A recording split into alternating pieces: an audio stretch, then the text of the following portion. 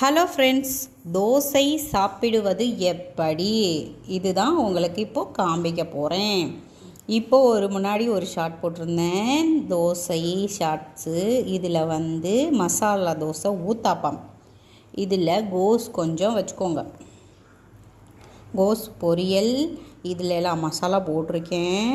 இதை அப்படியே ரோல் பண்ணுங்க, ஓகேங்களா? ரோல் பண்ணி வச்சுட்டு என்ன பண்ணணும்னா, ரோல் பண்ண தோசையை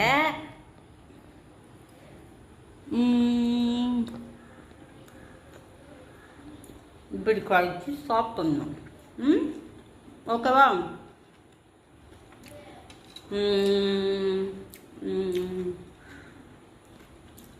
யம்மி, சூப்பர் சூப்பர். ஒரு கடி, இன்னொரு கடி.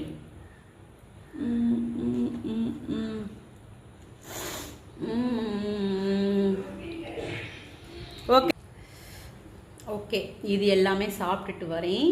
அதோட பாய் ஃப்ரெண்ட்ஸ், மறக்காமல் சப்ஸ்கிரைப் பண்ணிடுங்க.